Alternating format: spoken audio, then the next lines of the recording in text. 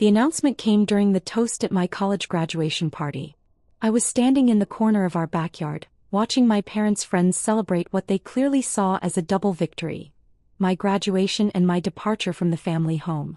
"Before we celebrate our daughter's achievement," Dad said, raising his glass of champagne, "Linda and I have another announcement. Alexandra is finally moving out tomorrow."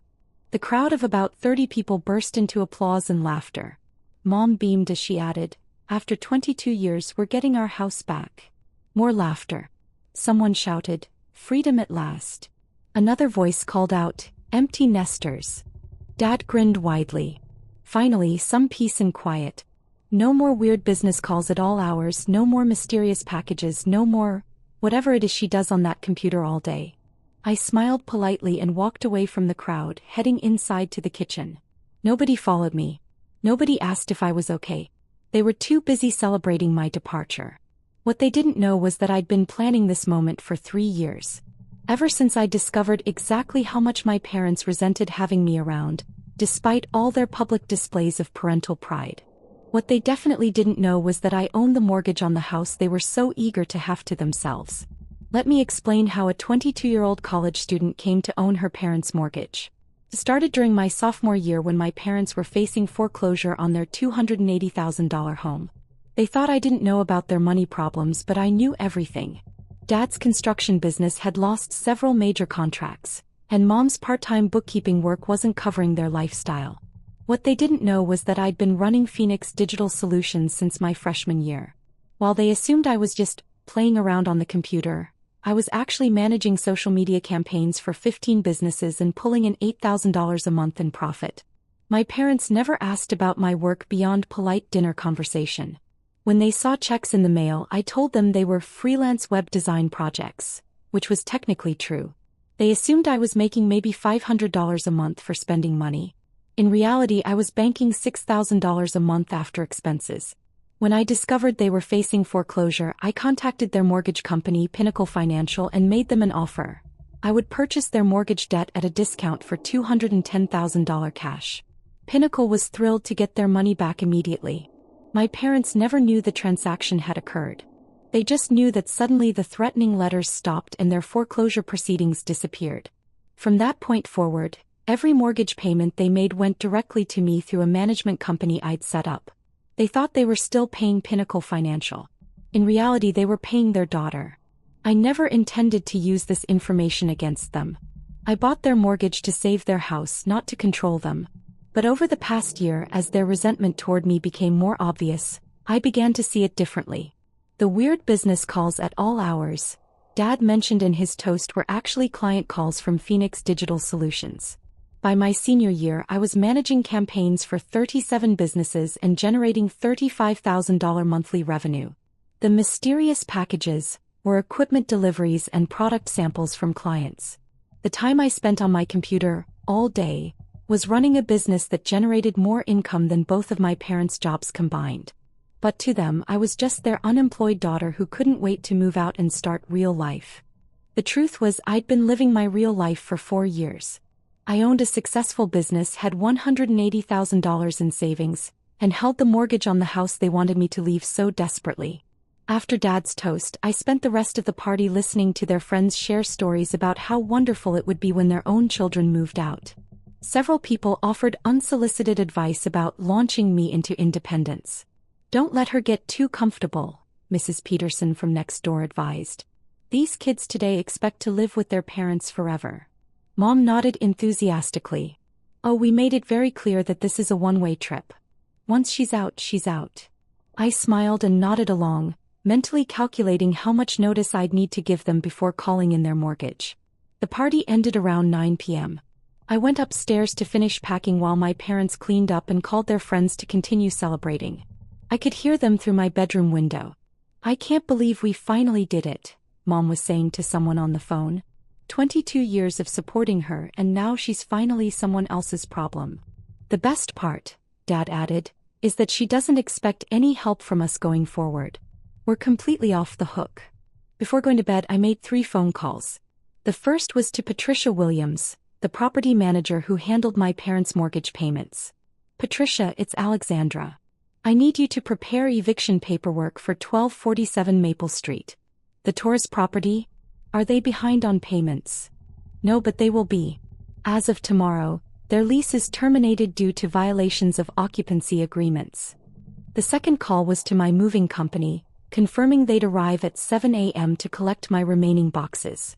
The third call was to David Martinez, my attorney who specialized in real estate law. David, I need you to prepare legal documentation for a property reclamation. The tenants will be receiving notice tomorrow morning. Alexandra, are you sure about this? Once you start legal proceedings against family members, there's no going back. I'm sure. They made their position very clear tonight. I woke up at 6 a.m. to the sound of my moving truck pulling into the driveway. My parents were still asleep, probably exhausted from their celebration. At 7:30 a.m., just as I was about to leave, there was a knock at the front door. I answered it to find a professional-looking woman in a business suit. Are you Alexandra Torres? Yes. I'm Jennifer Rodriguez from Martinez and Associates Legal Services. I have some documents that need to be delivered to the property owners. Perfect timing. I could hear my parents stirring upstairs. What kind of documents? I asked loud enough for them to hear. Eviction notices and property reclamation paperwork. Dad's voice carried down from upstairs. Alexandra? Who's at the door? Someone from a law firm, Dad. They have paperwork about the house. I heard rapid footsteps on the stairs. Dad appeared in the doorway wearing his bathrobe, looking confused and slightly panicked. What's this about? He asked Jennifer. Are you Richard Torres? Yes. And Linda Torres? Mom had appeared behind Dad, also in her bathrobe. That's me. What's going on? Jennifer handed them a folder. You have 30 days to vacate the premises. The property owner is reclaiming the residence due to lease violations. My parents stared at the papers in complete bewilderment. There must be some mistake, Mom said. We own this house. We've been paying the mortgage for 15 years. Jennifer consulted her clipboard. According to our records, the mortgage was purchased by Phoenix Holdings 3 years ago. You've been tenants since then. Dad looked up from the papers. Phoenix Holdings? I've never heard of Phoenix Holdings. I cleared my throat. Actually, Dad, you have heard of Phoenix Holdings. You just didn't know it. They both turned to look at me.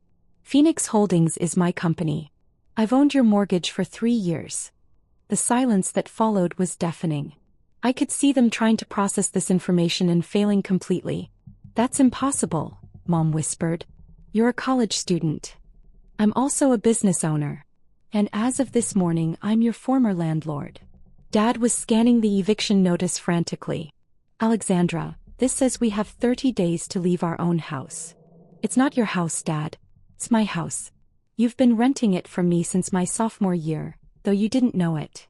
But we make mortgage payments to Phoenix Holdings through a property management company. Those payments have been coming to me. Mom sank into a chair, still staring at the papers. I don't understand any of this. Jennifer stepped forward. If you have questions about the legal proceedings, you can contact our office. But the eviction notice is valid and enforceable. After she left, my parents and I stood in awkward silence in the foyer of what they just learned was my house. Alexandra, Dad said finally, can you please explain what's happening here? It's pretty simple, Dad. 3 years ago you were facing foreclosure because your business was struggling. I had the money to buy your mortgage, so I did. I saved your house. But why didn't you tell us? Because I wanted to help without making you feel bad about needing help. I thought you'd be grateful to have your family home saved, even if you didn't know who saved it. Mom looked up from the eviction notice. So why are you kicking us out now? Because last night you made it very clear how you really feel about having me around. You threw a party to celebrate getting rid of me. You told 30 people that you'd finally have peace and quiet without me. Alexandra, that was just what, Mom? Just honest? Because that's what it sounded like to me. Dad was still processing. But you're our daughter. You can't just evict us. I'm also your landlord. And you've created a hostile living environment. What does that mean? It means you've made it clear that you don't want me here, so I'm making sure you get exactly what you asked for. A house without me in it. Mom started crying. This is crazy. You can't kick us out of our own home over a party joke. It wasn't a joke, Mom. You were genuinely happy to see me go. You've been counting down the days until you could get rid of me. Now you have what you wanted. But where are we supposed to live? I picked up my purse and car keys from the hallway table.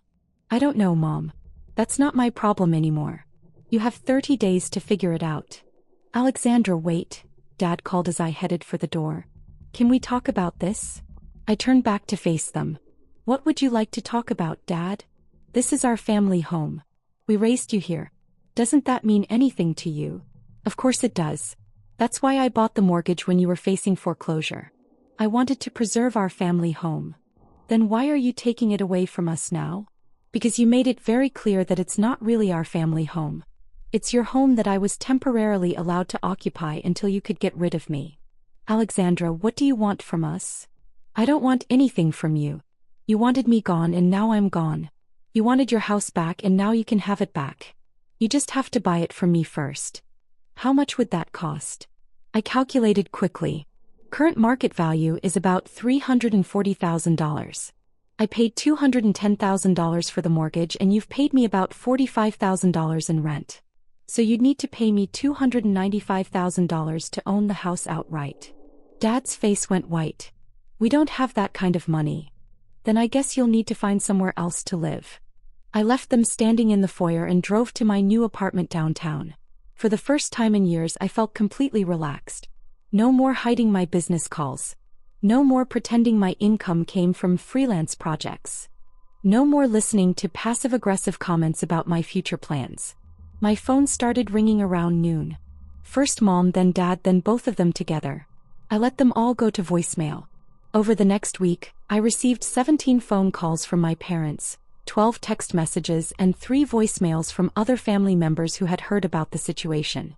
I didn't respond to any of them. Instead I focused on work. Phoenix Digital Solutions landed 2 new major clients, and I was in negotiations for a partnership that could triple my revenue within 6 months. On Friday my attorney called with an update. Your parents have made an offer through their attorney. What kind of offer? They're proposing to purchase the property for $280,000, which is what they claim they've invested in mortgage payments over the years. I laughed. They've invested $280,000 over 15 years, but $45,000 of that has been paid to me. So they've actually invested $235,000. And that was for the privilege of living in the house, not purchasing it. So what's your counteroffer? $350,000 as previously discussed. They have until the end of the month. The following Monday I received a text from my mom. Alexandra, please just give us 5 minutes to explain. We love you and we don't want to lose you over this. I stared at the message for a long time before responding. You already lost me when you threw a party to celebrate getting rid of me. She texted back immediately. That party wasn't about celebrating getting rid of you. It was about celebrating your independence. I replied, Mom, you literally said I was your problem that was finally going away.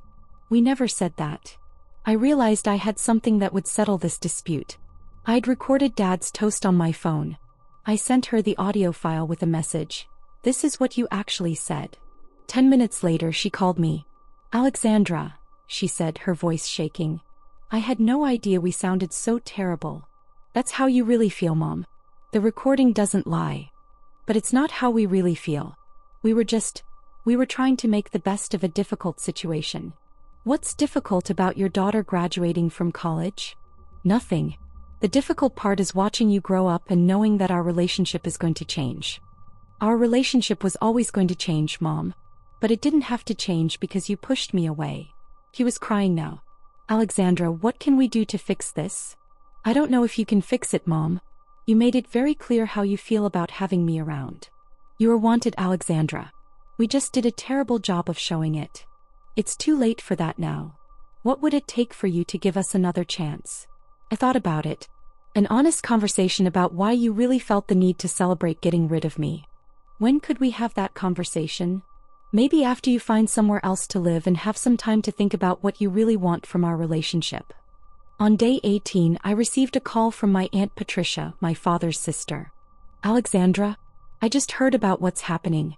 Can we talk? I explained the situation from the beginning. Buying the mortgage, saving the house, hiding my business success, and the graduation party that changed everything. Alexandra, she said finally, your parents are idiots. I laughed despite myself. They had no idea you owned a business? None. They thought I was making maybe $500 a month from freelance projects. Meanwhile, you were supporting them. In more ways than they knew. What you did was incredibly generous. But what they did at that party was inexcusable. Thank you for saying that. Would you be willing to meet with all of us? Your parents, me, your Uncle Robert? An honest conversation about what happened and how to move forward. Would my parents be willing to acknowledge what they did wrong? Honey, they know what they did wrong. They're just scared they've destroyed their relationship with you permanently. They should be scared. You're all family. This doesn't have to be the end. I considered it. I'll think about it. 2 days later, I agreed to meet at Patricia's house. We'd have an honest conversation about what had happened and whether there was a path forward. I arrived on Saturday afternoon, carrying a folder with financial documents I thought they should see.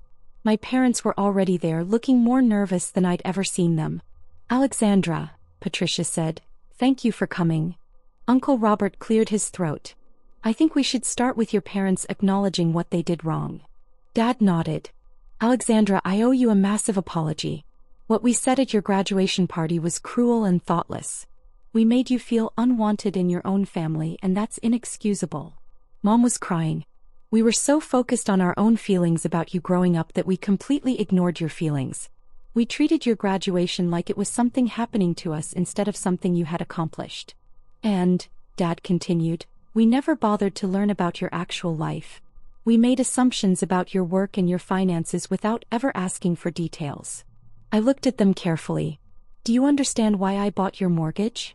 To save our house when we were facing foreclosure, Mom said. That's right. I spent $210,000 of my own money to save your home because I love you and wanted to protect our family.